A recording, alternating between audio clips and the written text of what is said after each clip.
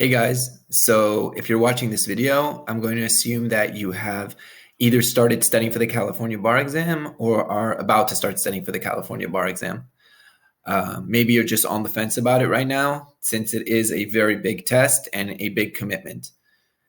These videos that I'm making are for anyone who's studying for the California bar exam, but mostly directed at people who don't have 3 months off to study and have busy schedules and are trying to study for the exam while working a full-time job, maybe as an attorney or something else.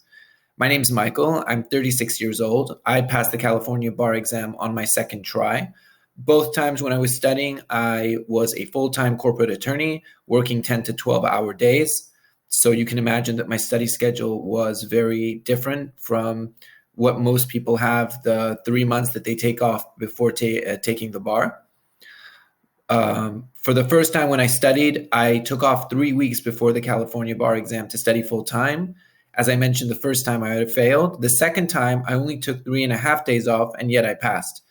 The reason I think that I passed the second time and not the first time was all the different things I did differently between the first time I studied and the second time I studied that made all the difference on the day of the exam.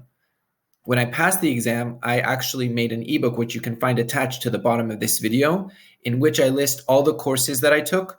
And most of those courses that I recommend are courses that I think are ideal for people who have a full schedule and can't study for the set 3 months. And other tips, advice, my study schedule, everything that I thought might be useful for someone else who wants to pass the California bar exam. The videos that I'm making are based off stuff I wrote in the ebook. I'm making these videos to expand on those ideas in the hope that it'll be helpful to you or anyone else that's thinking of taking the California bar exam but maybe hesitating because of their full schedule. So a few more things to talk about before you start studying for the California bar exam. The first is that you might not know this, that you need to register for the California bar exam. So I'll add a link below to the California bar website, which has all the information on how to register for the California bar.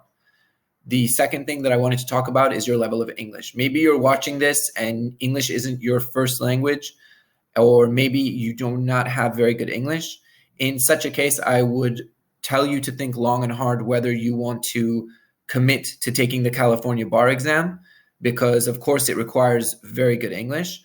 Maybe the right thing for you is to try and take a few sample tests, maybe write 1 or 2 essays and see how you do. The other thing I want to tell you is that all the courses that I'm going to talk about in these videos and that I mentioned in the ebook are courses that I myself took, and that's why I feel comfortable recommending them. Some of the courses in the ebook have links in order to register or purchase them. And for some of the courses, there is also a coupon code that you can use for a discount. I would appreciate if you use those links or the code because it really helps out the channel. The other thing I would say is that you need a Google spreadsheet before you start studying for the exam. The Google spreadsheet should have a tab for each of the MBE questions, the essays, and the PT. And in the Google spreadsheet, you should keep tabs of all the MBE questions that you do, the essays, and the PTs, because you want to keep very good track of what you're doing, because your study schedule obviously will not be maybe as organized as someone who can take those 3 months off. So if you have to take a day off or you're not sure what you did the day before, you want to have all of that documented and written down.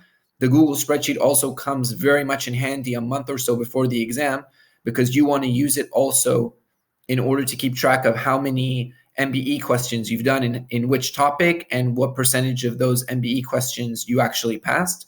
That'll help you a lot towards the final stages of studying for the exam in order to know what you need to review more.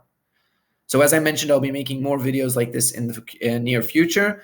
If this helps you, please like and subscribe, maybe send to a friend, and I hope to see you soon.